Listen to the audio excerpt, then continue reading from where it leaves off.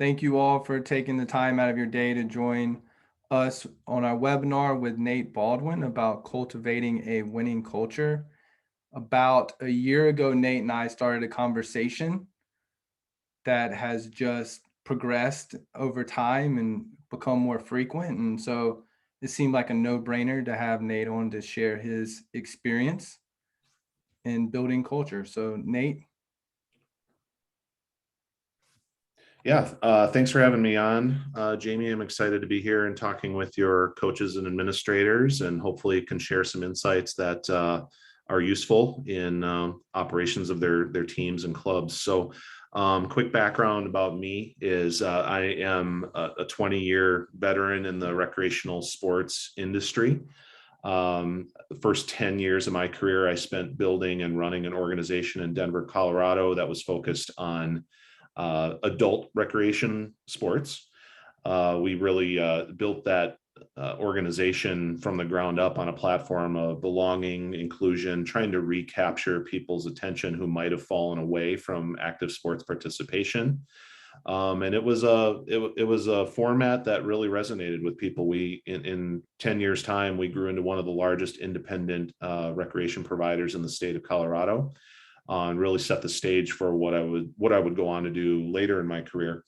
In more recent years, I ran the Appleton, Wisconsin youth sports program for 6 years, from 2014 until 2020.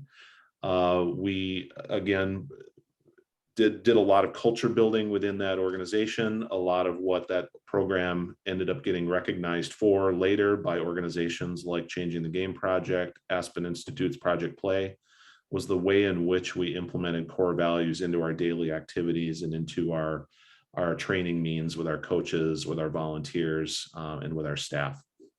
So pretty much most of the last 6 years were spent running that youth sports organization in Appleton, Wisconsin. At the start of the pandemic, unfortunately, I was a casualty of the budget impacts of the pandemic. And so my old friend at an organization called League Apps, which is based out of New York City, they're a sports management platform provider, software provider.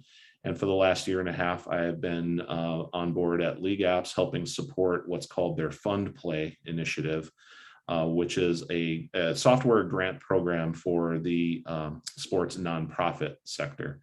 So I've been helping those organizations implement league management software solutions as part of that grant program. And what not many people know yet, because I haven't mentioned it publicly, is that I'm actually in the process of leaving League Apps to focus primarily on consulting and restarting some local programs here in Appleton. So speaking on things just like this and working with organizations to implement their own unique culture, apply those core values into their daily tasks, and also hoping to get some local programs off the ground that will give me active case studies by which to have those conversations with others around the country who share those perspectives. So that's what's up with me. Nate, first of all, thank you for taking the time to be on with us today and to share your experience with our members. And we are extremely excited about the information that we're going to discuss today. But to get us started, will you explain to everyone what the environment was like when you arrived into Appleton, Wisconsin? Yeah, so I think that's the experience that gets most of the attention. It certainly got most of the accolades because it was a very dramatic program renovation that we went through there. When I arrived in 2014, I was brought in to assess this program, determine how to help it reclaim some of its former glory and drive it forward and make it a shining example in our community again. And I think what stood out to me at that time was how typical our program was. And I use typical kind of in a negative sense because we were a very typical park and recreation program. Our numbers had declined by more than 25% from its peak. We had just endured 5 straight years of program decline from 2009 to 2014. And there seemed to be a general acceptance of that, either within our own organization or from the parents and coaches that we served. There just seemed to be, oh, this is as good as it can be. This is just how it is. Everyone's going to play elite level sports these days. This is just our lot in life. And so my challenge was really to take that and try to make some determination about how can we turn this around? How can we reposition this as a great opportunity in our community?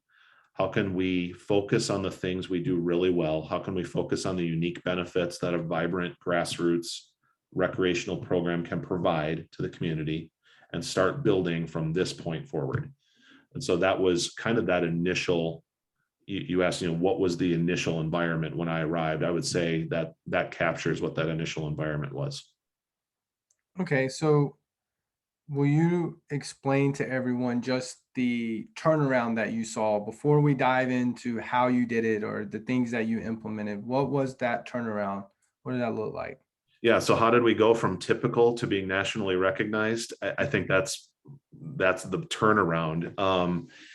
We underwent some fairly significant change. And we'll go through kind of how that all played out. But flash forward 6 years from that point, 2019, 2020, our participation growth was over 75%.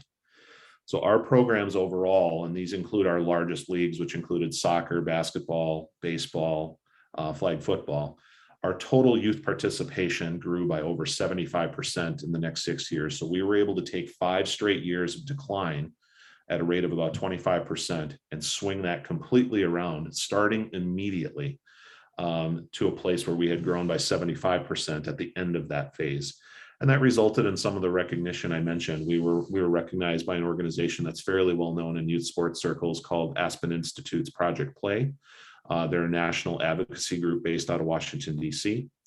We were recognized by Changing the Game Project, which is led by a gentleman by the name of John O'Sullivan out of Bend, Oregon. So they also have quite a bit of attention and visibility within the youth sports space, particularly in terms of driving positive culture and renovating program culture.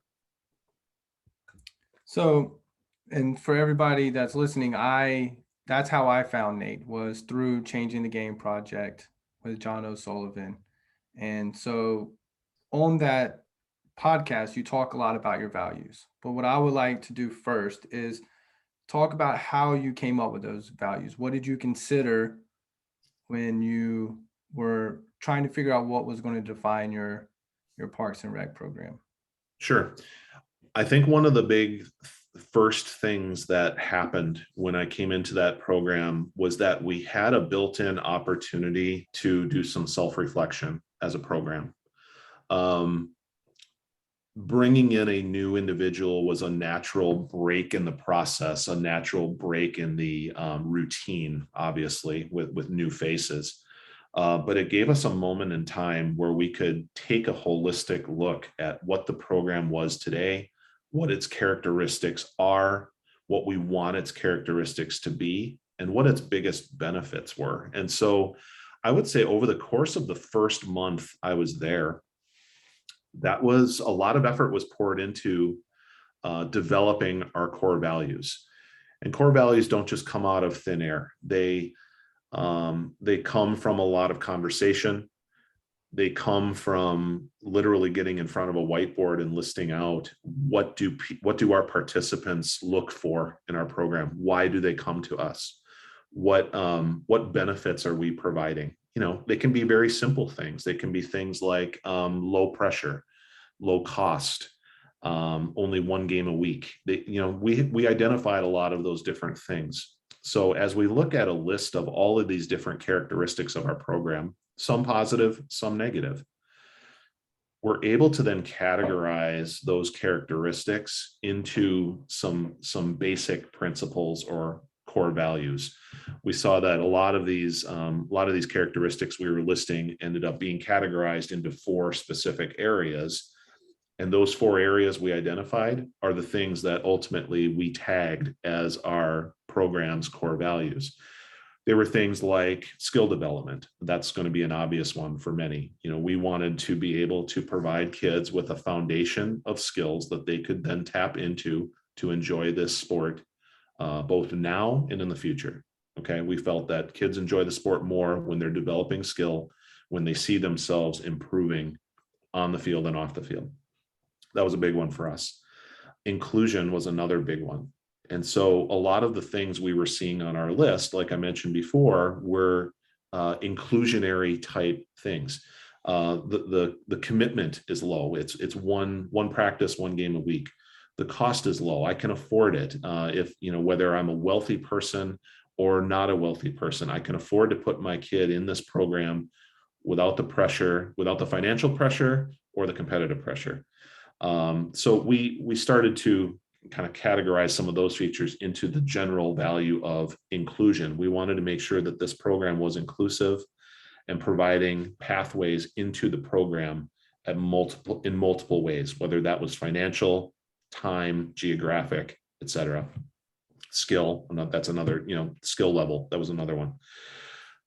Family balance was another one. I think family balance tied very closely to inclusion. We wanted to make sure that your experience in our program was not going to consume your life as a family. It was going to complement your life as a family.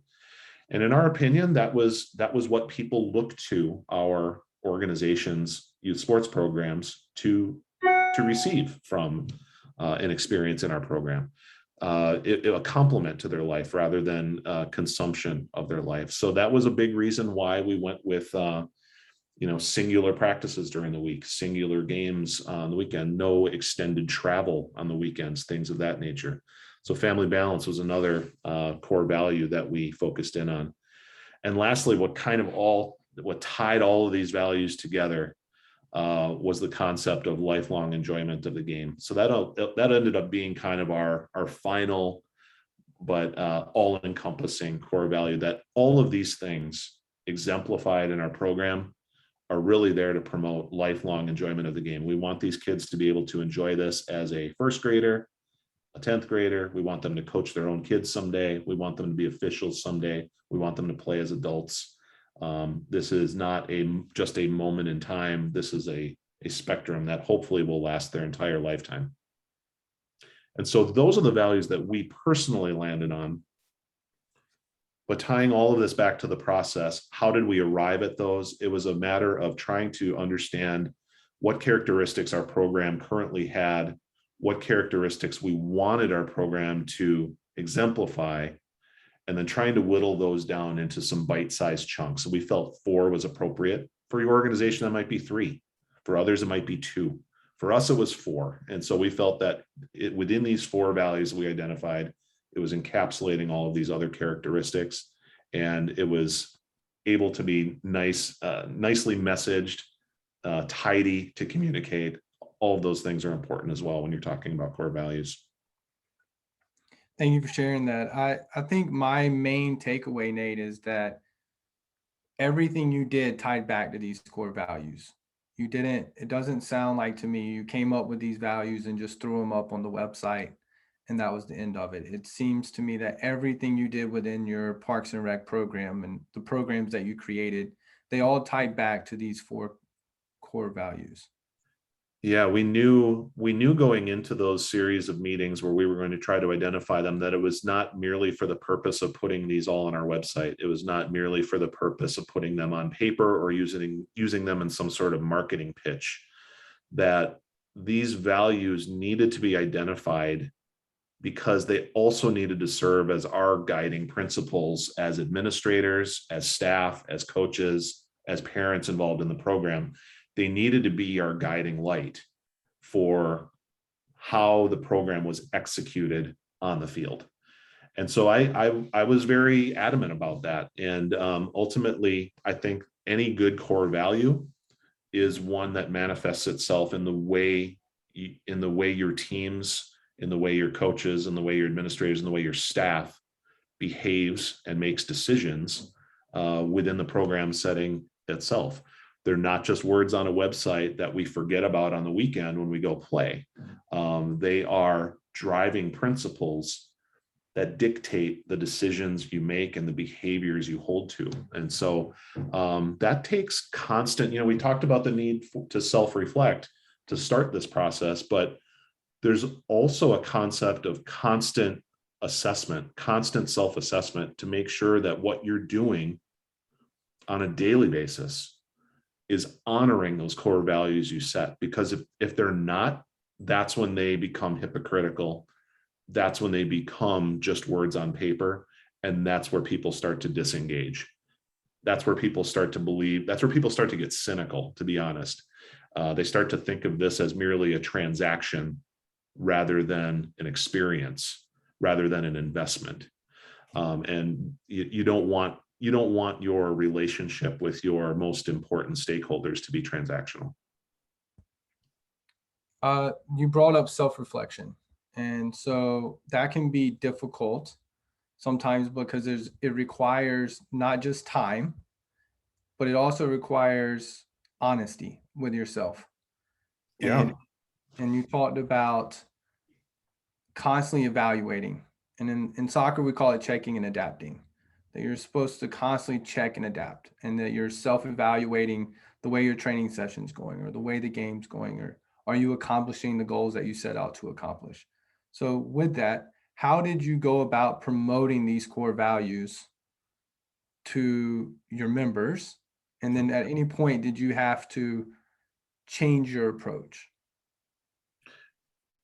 So I think the most powerful thing about the actual core values that we selected for ourselves was that there was a ton of data to support their selection.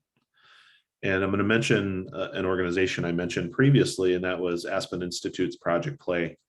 Organizations like that, what they do really well is assemble quantitative data and trends to kind of show the way forward in our youth sports ecosystem. They tell you exactly through the story behind that data what works, what doesn't work.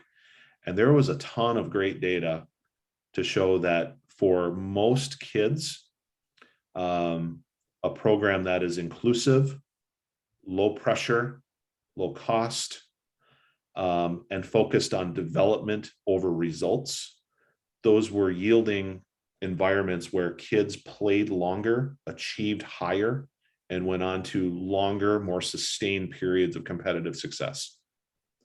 That data was clear and it remains clear. And so when I could create then a story, an elevator pitch, I guess you'd say, when I could create a storyline that connected those core values to the data and the trends that showed that those core values had strategic purpose, and that strategic purpose was centered on positive outcomes for the kids, that was a really powerful combination. So we really had to, this took effort. We needed to connect the core value with the rationale for that core value in terms of positive outcomes. And then we really needed to make that case then to our parents so that they understood we were not arriving at these core values randomly. They were intentional, they were with purpose, and they were with the best interests of their children and their families in mind, both as young people, future young adults, but also as athletes. And that unique combination made it a very strong message, one that people really could sink their teeth into and rally behind. And so what was that process of selling this to our members? It was basically making the case. Why is this our approach? What data supports this approach? And what do your core values look like on the field? How do they manifest themselves on the field? So that was another piece. It was highlighting to our stakeholders, our parents, our coaches, our volunteers. It was pointing out what the core value of inclusion actually looked like in the way in which we were delivering our program. It's behind what we charge. It's behind where we play.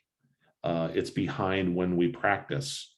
It was all these things. It was all these illustrative things that I could point to in the way in which we delivered our program that reinforced that value as it manifested itself on the field. So that was a really important factor as well. So I know I've kind of rambled a bit, but um, it was, for me as an administrator of that program, it was constantly having to tie the things we were doing to the reasons with which we were doing them. And parents needed that. They didn't need to just be dictated to from on high, from me on my throne or anything. Parents are some of your most influential stakeholders. You know, they hold the checkbook. They decide whether they want to invest their time, their money, and their energy in your program. And so they're not people to be dealt with. They're people to be engaged and involved in the process. And you want them to know up front that if you are joining our program, you are a fellow believer in these things and you are going to invest in it and also help advocate for it. And so that makes it a powerful combination. So you brought up the player experience, and this is really why I would say most of us get into sports, is to provide players, our children, with the opportunity to learn life lessons through sports, whether Sure. it be soccer or any other sport. And so I love the idea of it's all about the player experience, but involving the parents in the process and communicating what you believe and what your program stands for to the parents so that they can buy in to what it is that you're selling, as you said earlier. Yeah. So the big thing for me is that we're a bunch of adults working together to provide a positive experience for the players. And to do that, we have to involve all of the adults and we all have to be moving in the same direction. Yeah. So did you ever, whenever, and I was going to say, did you ever, but when you had pushback, how did you address it? Yeah, I have some really interesting anecdotes about that, and perhaps I'll have some time to share one of them. But I think what's really important, there's a illustration of, you know, everybody, you know, people rowing a large boat. You need everybody rowing in time, rowing in the same direction, or the boat starts to struggle or starts to go in circles. And I think that method applies here, from your administrator down to your coaches, down to your volunteers, down to your officials, down to your parents, down to your kids. You need to have alignment behind your philosophy, behind your values, behind your principles. You can't have different agendas and expect to be a healthy team, a healthy age group, a healthy program, a healthy organization. You can't have competing agendas. You need everybody rowing in the same direction. And I think a really important piece of that is modeling the behavior you want to see from those beneath you, those within your influence that are beneath you. So for an administrator, for example, an administrator, first of all, needs to be very involved in the creation of the core values to begin with, but they also need to be advocates and defenders of those core values. Those stakeholders that exist beneath that administrator need to see that their decision making, their behavior honors those core values that the organization holds to. When that behavior is being modeled, you know, the coaches are going to follow suit. When the coach's behavior and decision making follows suit, guess who else's behavior is going to follow suit? The parents. When the parents' behavior follows suit, and so on and so forth, the kids are going to follow that example, and so on. So I think it's the modeling is really important. The adherence and the genuine belief in the core values you've set forth for your team or for your organization, they matter. And the way in which your decision making and behavior honors those values also matters, because again, it gets to that point I mentioned earlier. It becomes disingenuous if your behavior is different than the core value you claim to believe in. So all of that is meaningful. I lay that all out because, in all honesty, that organizational alignment helps prevent and resolve a lot of the issues that can pop up. And here's an example that I'll share. Now, this didn't occur in my first year in the program in Appleton. This happened in about my fourth year. But we had a youth basketball game day, and we had a child in one of the third or fourth grade basketball games. I can't recall exactly which age group, but a parent of this child did not like some of the calls that were being made. Our officials were tasked with balancing calling the rules of the game, but also balancing instructing the kids on proper technique and things like that. So our official was doing her best to balance those tasks and honor that requirement. And one of the parents was getting pretty frustrated with some of the calls that she was missing and was being quite vocal and starting to get belligerent.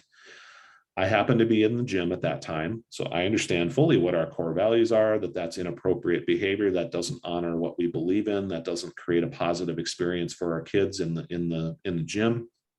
Started to make my way over to this individual to have a quiet but firm conversation with them.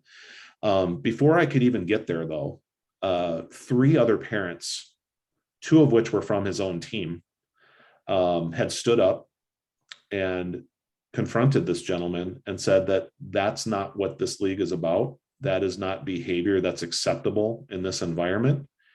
And if you're going to continue to get wound up about calls being made on the court, you should probably watch from the hallway outside. They themselves, the stakeholders in this, valued this culture so much, valued this environment so much for their own families, that they felt that they were the defenders and advocates of it and felt empowered to stand up and defend it at the moment it needed to be done. I never had to say a word to that gentleman. I never even had to get involved. I was able to just smile widely inside and trust that the culture we had been striving to develop was in place 4 years into our build. And that was a defining moment. That's a moment that I've shared multiple times on multiple platforms. But I think, when you think about the moments where you've established that positive culture, that was one of those defining moments that for me that showed that we'd done it. Yeah, and that's got to be a great feeling as a leader to know that everything that you've been pushing for and striving for, now that's a example of people are actually bought in. That is Right. a live example of people supporting the values that you've created. So in my experience, Nate, you cannot change a culture. A culture doesn't change within the first year. And you mentioned that this story happened 4 years into your Yeah. journey in Appleton. So can you speak to the importance of patience, right? It's Yeah. you talked about not sitting up on your throne and telling people what they had to do. So can you just speak to the patience that went into sharing these values and then the bumps that occurred along the way? I'm sure others that are listening in on this notice that I kind of dodged your original question, and that was, how do I deal with situations that might arise that don't align with that culture? And I think this ties in a little bit to the patience element as well. It does take time. It does take explanation. It does take a willingness to engage in the conversation. And I've never been one who's really been short on words when it comes to youth sports and positive culture and driving this movement forward. I mean, I'm willing to talk about it all day, as some listening in could probably already tell. But I think that that's what made me personally effective in that environment as well. I was more than happy and more than confident in the approach we were taking to be able to rattle off the data points, to be able to explain what we were trying to do and why these values were going to be important in executing what we were trying to do. I was more than happy to have a respectful but firm disagreement about ideas and concepts that were misguided or took our program in a different or threatened to take our program in a different direction. And I've heard John O'Sullivan say this too, and I'll share it here, that at some point, um, there comes a moment where you need to realize that while your program might be for anyone, that doesn't necessarily mean it's for everyone. There are going to be people that don't align with what you are pitching, that don't align with what you believe in, or your coaches believe in, or your parents believe in. And allowing something like that to fester and grow within your organization can be a really damaging and dangerous thing. And so there come moments where you're probably better off just going separate ways and saying, this is probably not the organization or the club for you. And you probably need to seek out someone who aligns more closely with what it is you believe in. You can do that in a way that retains full confidence in your approach. I often use the phrase cutting off the hand to save the arm, and I think that applies here too. And I want to point this out. What that means is that others are going to see, other stakeholders, other people within your program are going to see and feel how you deal with that situation. And it might seem, we're in a, youth sports is a revenue driven environment these days. And we might see that as a immediate loss by sending someone to another club or sending someone away from our own club. But all of the other people looking in to see how you deal with that situation are looking to see if you're prepared to honor the core values you claim to have. It's a moment of truth for you as an administrator, for you as a coach, for you as a staff person. It's a moment of truth to exemplify and lead according to the values you claim to have. And the credibility that gives you is worth its weight in gold in terms of building culture. So cutting off the hand in this case truly does save the arm, but it also makes that arm super strong and ripped. And so that's the exciting thing about it, that making decisions, reinforcing behaviors that stem from your core values, that's never going to let you down. In terms of building that strong, cohesive, healthy culture, that's always going to just build it up further. And so that's the encouragement I'll give. Okay, Nate, thank you for sharing that. I know that's something that can be overwhelming whenever you're trying to build a culture, is those bumps and those that push back along the way. And it's going to happen no matter how great your core values are, how great your message is. It's almost in our DNA to push back. Right. And I'm realizing I dodged your question again. You asked about patience, and I guess I never really tied that back to patience. I think how this relates back to patience is you need to have those conversations to reinforce your culture. You're going to have those conversations, and they're going to occur gradually, and they're going to occur over time, and then they're going to gradually decrease. So as an administrator or as a coach, I think there's an element of patience involved, that these conversations serve a purpose. These conversations are those moments of truth that will help build, establish, and reinforce your culture. And so it's important to engage in them. It's important to be personally confident and well-versed enough on the reasons why you adhere to these concepts and adhere to these values so that you can defend them.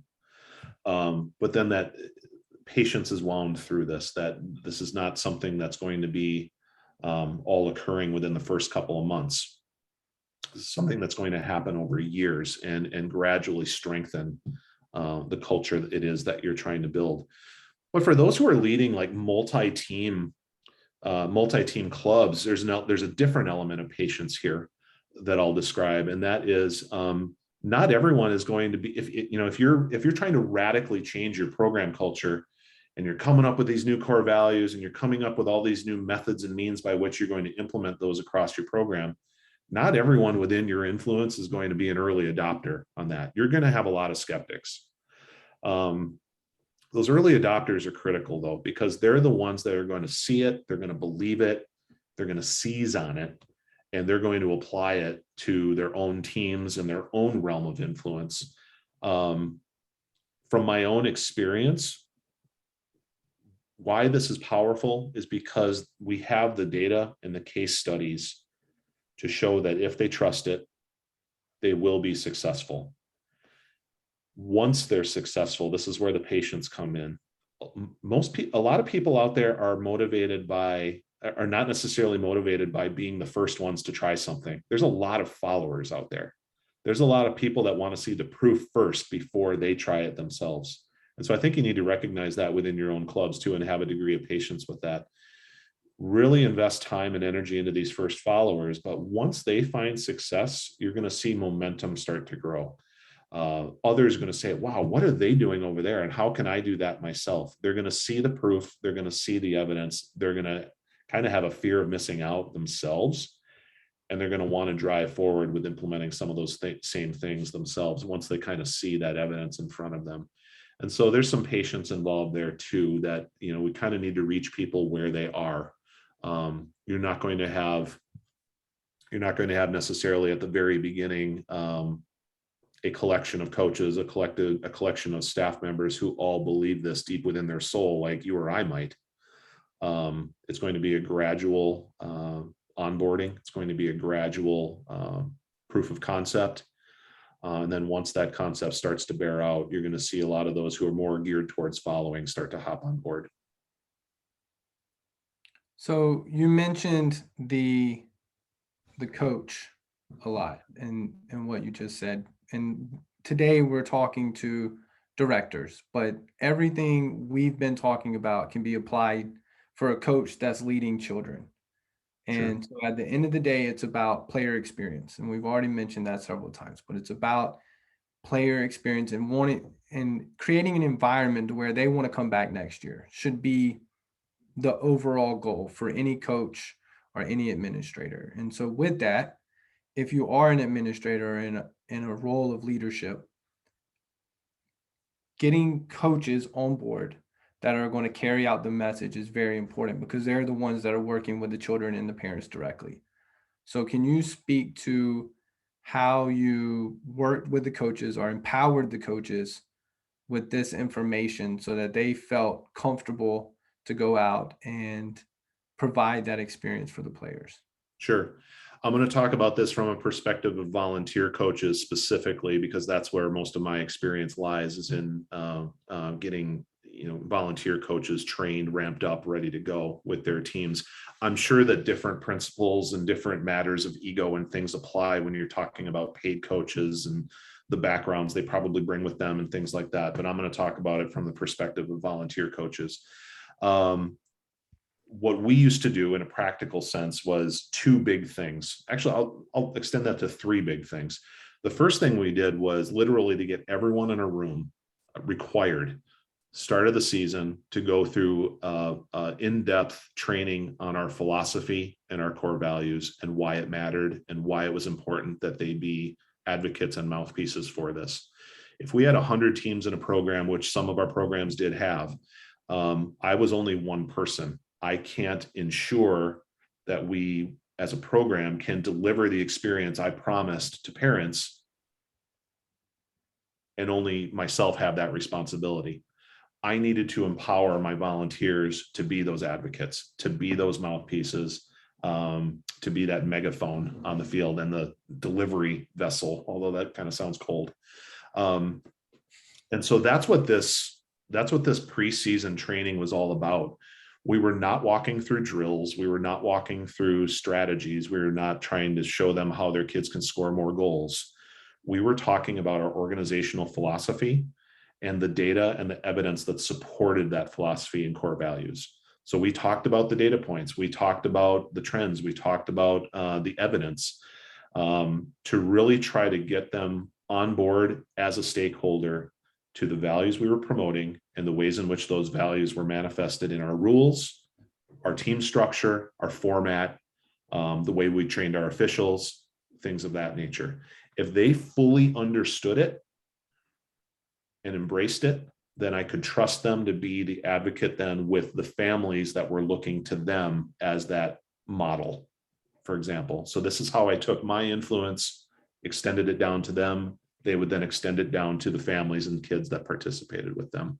So we would have a 1 to 2 hour training at the start of the season that was really focused on nothing more than our program philosophy and how to be effective mentors with young kids. A lot of child psychology, a lot of child development principles.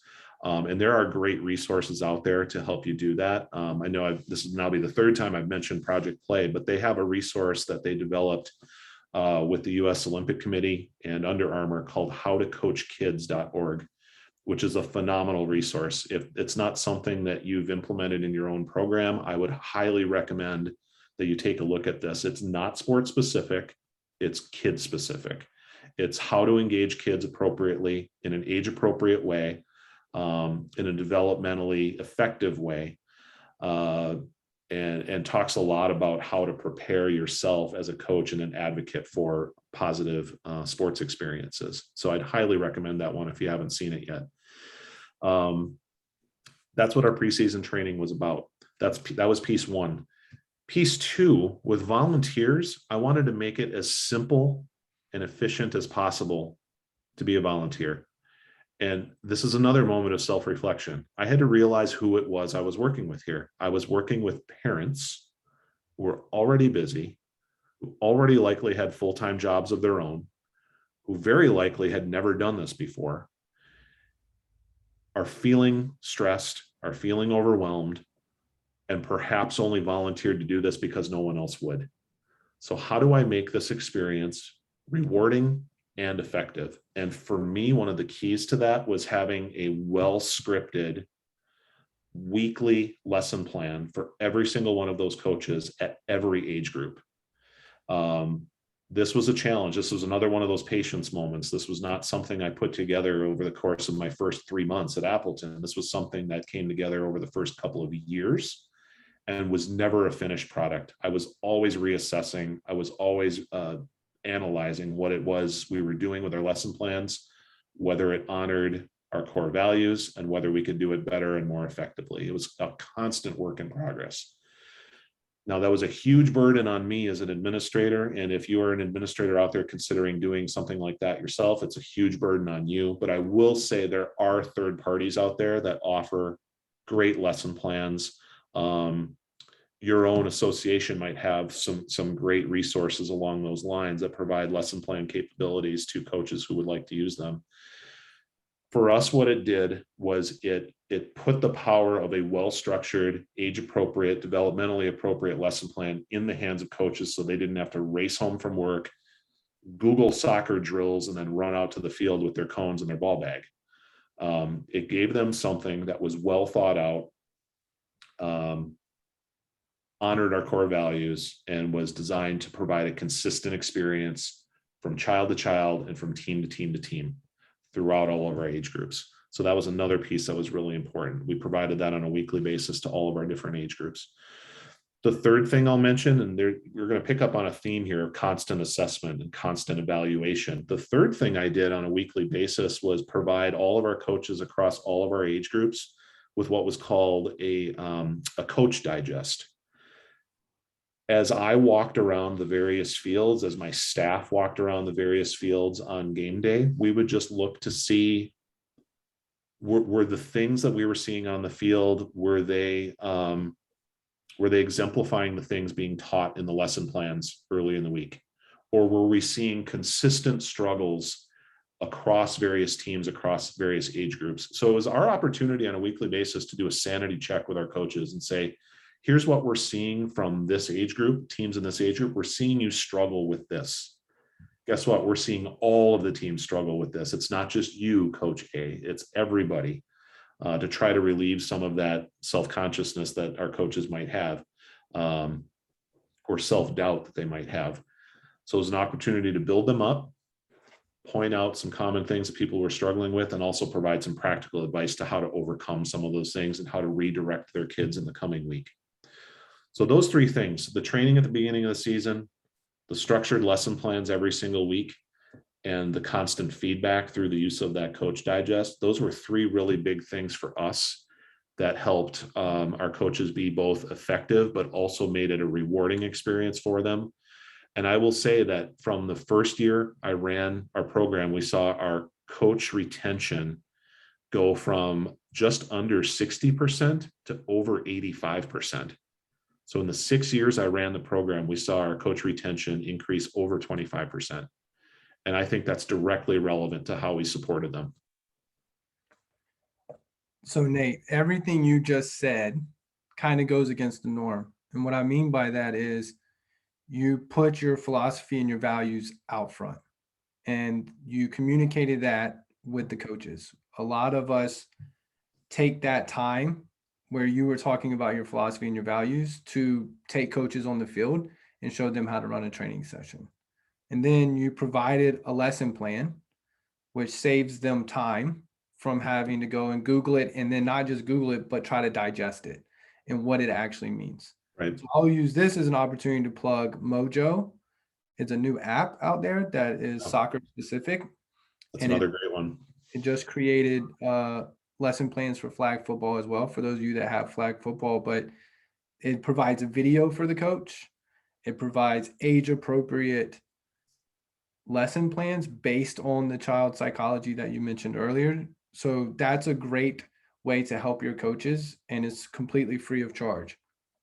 And then lastly, this content feedback. So Nate, we a lot of us would shy away from giving feedback to the volunteer or the person that was voluntold, as you mentioned earlier.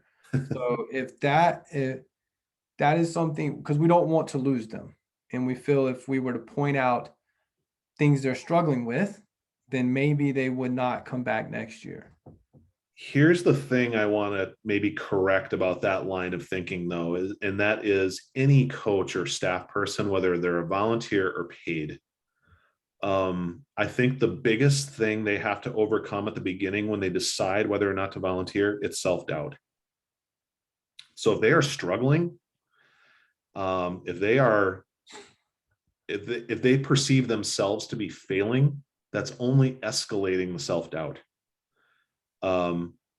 They like, in my experience, they want to be successful. If you're volunteering your time, you're doing so with the expectation and the hope that you will be successful.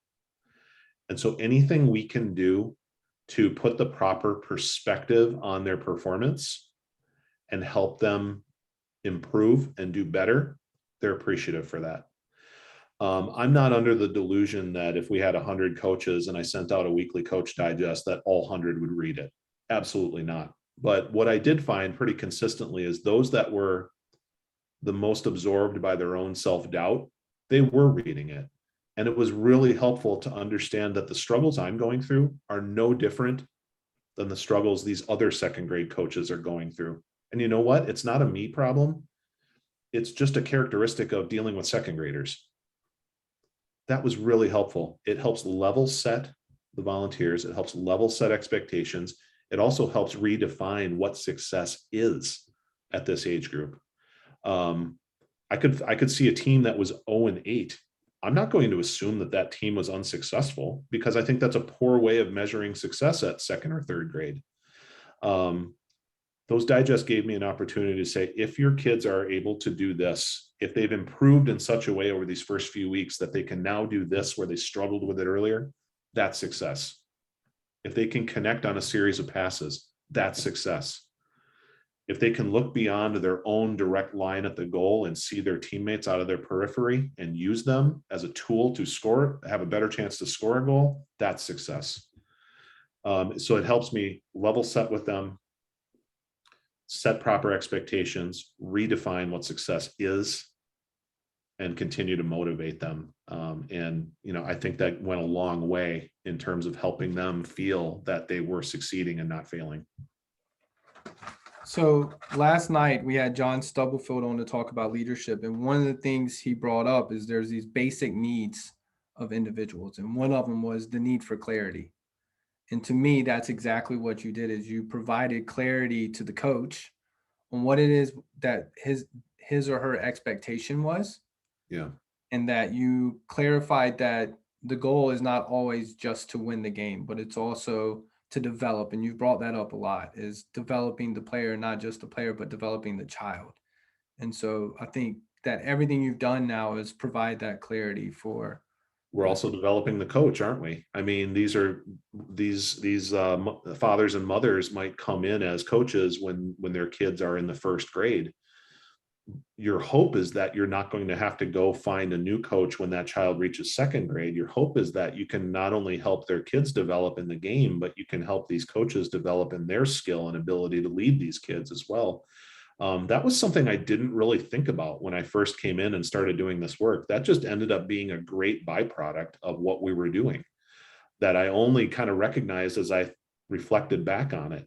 But we were not just developing kids, we were developing coaches as well. And I noticed that a lot, the reason our retention rate went through the roof was that these coaches were not just hanging on from year to year to year because they enjoyed the experience and because they were effective, but they were also going from sport to sport to sport. That soccer coach was also going to volunteer to coach, little Jimmy's basketball team or Jane's softball team.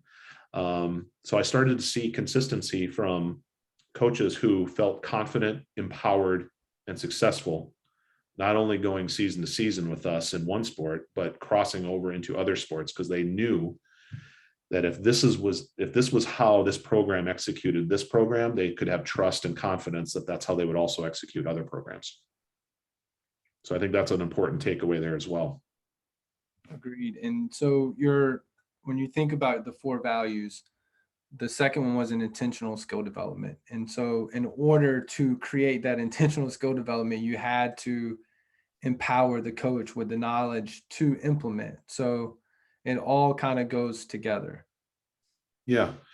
I was always hopeful that I could get a full ranks of kindergarten and first grade coaches because that kind of set the stage for everything. It's simpler to impart the core skills on a kindergartner or a first grader than it is on a eighth grader, let's say, because the game is different at eighth grade, right? So a lot of feedback I would get from prospective volunteers was, oh, I never really played the game. I never did this. I wasn't a very successful player myself. And kind of getting them in the right frame of mind that, with a 5-year-old, it's not necessary that you are. It's not necessary that you did. What's necessary is that you really enjoy working with kids, like genuinely enjoy engaging with kids. If you bring that and you can at least demonstrate the basic things we're putting in this lesson plan, you'll be just fine. But then over the coming years, what we would see is we could start to invest more in terms of game knowledge and skill knowledge. We could bring in resources. We had a great partnership with the Chicago Fire MLS team, and we could bring in additional resources to do coach trainings about strategy, about skill. They would do clinics where there were no kids. It was just the coaches going through the skill clinics themselves so they could understand better the techniques and the skills which they were going to try to impart to their kids. So it was not just the development of our kids, but it also became development of our coaches, where they were becoming better coaches from that kindergarten age. Ultimately, if they stuck with us for those 6 years, now we're getting into U13, U12. They were much different coaches by that point. Their understanding of the game had blossomed. Their own personal ability had exceeded where they were 5 or 6 years previous. And that was a really fun side effect that I didn't intend when I first started it, but I'm proud that we created the environment where that kind of growth could take place. So there's one last thing. I want to be respectful of your time and then everybody's time on the call because I could talk to you all day. So there's one other point that I wanted to bring up, and within these values, it is all encompassing. It is players, it is parents, it is coaches, it's administrators. But there's one piece that we're leaving that's a hot topic right now, not just in soccer in North Carolina or soccer overall, but in all sports, and that's referees. Can you speak to the growth in numbers for the referees and maybe the age of the referees within your program? Boy, this is a real challenge. And it's everywhere. And it's not just North Carolina, it's Wisconsin, it's California, it's everywhere. You see news reports about this all the time.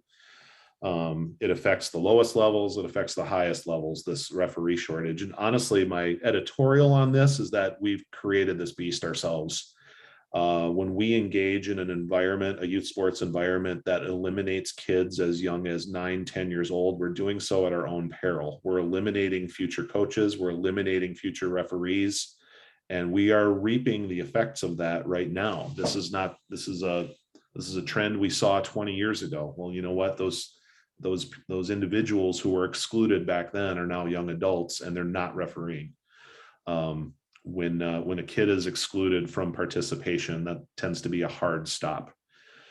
And so we've got, this is not a quick fix, unfortunately. This is changes that we make in the way we deliver youth sports now are going to pay off 10 to 20 years from now. So we've got a 10 to 20 year problem on our hands, unfortunately. So what that has meant practically is that, you know, the referees that I would bring in and the referees many are bringing in are now younger, less experienced. And we can't always, this is a terrible joke to tell, but we used to have kind of a running joke in our department saying that our interview process was checking for a pulse and signs of breath. And that's a really sad thing to say, but we can't be all that picky these days because of the shortage. We're willing to take any warm body, it seems. I would say in that case, your culture is even more critical, because there are going to be more mistakes. There is going to be less experience. There is going to be less confidence exemplified in the staff you then put on the field. So training becomes more important, but also buy-in from your stakeholders becomes critically important, because just like that father that I mentioned on the sideline of his third grade daughter's basketball game, if that's the experience one of your newfound referees is having, chances are very high they're not going to come back. So it's very important that you have parents in the stands, kids on the court, coaches on the sidelines that all adhere to the values which you've stated and which you've put forward, and the expectations that are in place from their behaviors and their decision making, because that is going to dictate what the treatment of your officials is. So there's kind of two elements here. The one is that creating an environment in which your officials can develop their confidence, their ability, and thrive. There's a culture piece to that, which I just mentioned, but there's also an investment piece that I'll also mention. So alongside with this, the investment you need as an administrator is that we need to pour knowledge into these individuals. We need them, just like our coaches, we need them to understand what the core values of the organization are, what the expectations are of them, how their behaviors can either honor or dishonor the values you've put forth as a club. So clear expectations of your staff, but also opportunities for professional growth, their own knowledge of the game, opportunity to learn from those who have done it before, who are good at it, techniques, strategies, tips, constant learning opportunities. And then evaluation is really important too. I think a lot of us overlook this responsibility when it comes to staff. The season is over. We're thankful it's over. We put the equipment away and that's it. What that staff evaluation piece is a really important part too, because that's that final moment where you can provide some encouragement, some constructive feedback, and just a genuine thank you. Like, we can't wait to have you back next year. I'm excited for the things you're going to do as part of our program moving forward. And for a young person, especially, which a lot of our referees are these days, that's the lasting impression they're going to walk away with, and they're going to be excited about coming back the following year. Perhaps they'll bring a friend or two with them. So Nate, everything we've talked about, it's going against sort of the norm. And what I mean by that is, as I hear all the time from recreation directors or from leaders of clubs, is that they're going to worry about recreation players when they get into the competitive side. And everything that you've said, in to take a word from you, is to invest in the recreation player, because that player experience is very important. If they have a poor experience, the parent doesn't like the culture that is being created, then that player may never play the sport again, or may never play sports again. And that's a tragedy. That's right. So everything that you've talked about is very beneficial, and is relevant to anybody that's running a sports organization, whether it be soccer or any other sport. So we appreciate it. Recreation is the core. It's most kids' first introduction to the sport. It will determine whether they go on to continue in the sport. And honestly, it will set them on the pathway where they will either achieve something on a competitive level or just simply continue to participate. It's an afterthought, like you mentioned, for a lot of clubs, a lot of organizations. It tends to be an afterthought, something that we have to do, when I would argue that it's probably the most critical thing you can do, is to have a thriving recreational program, because the cream rises to the top from that setting, to provide the talent and the tools you need to compete at an elite level. But it also provides the resources that are going to help push the sport forward in the future. From this come your future adult recreational players. From this come your future coaches. From this come your future officials. And a lot of those people are not people who played at an elite level. There's a lot of focus on that crew, that group. I know that's where the spotlight is, the money is, all that stuff. But that's not what helps the sport thrive. It's more that grassroots element that helps the sport thrive. So I hope this helps inspire a new commitment, a new spotlight, I guess I'd say, on that grassroots element, because that's the health of the sport, and the health of where it goes from here is very dependent on how we're doing things at that grassroots recreational level. Yeah, thank you so much for your time and your insight. For those of you that want to hear more about the 4 values that Nate spoke about, you can listen to the Changing the Game project, where they go in depth of those 4 values. I tried to not go too far in depth, Nate, because you can find that on other platforms. Sure. And here I wanted to make sure that the information we were giving was pertinent to our members listening, and something they can take and implement within their environment.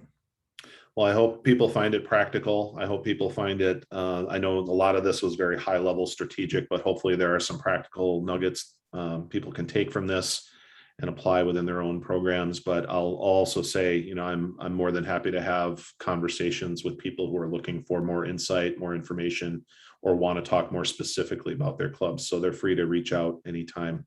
My email is nbaldwin1975@gmail.com. Feel free to reach out. All right. Thank you, Nate. Carrie or Kathy, do y'all have any questions? I do not, but Nate, thank you so much. I enjoyed your podcast discussion with John O'Sullivan, and I enjoyed this one even more. It was excellent. So I really appreciate the knowledge you shared with our directors, as Jamie said, and I hope that a lot of them get something out of it and just make one small change at a time. And obviously, I hope that we encourage them to reach out to you, as you generously offered, if they have further questions. So thank you, sir. Yeah, my pleasure. Thank you. I want to thank you too, Nate. A lot of great information. I've got pages of notes, so thank you so much. Thanks, Kathy. Appreciate it.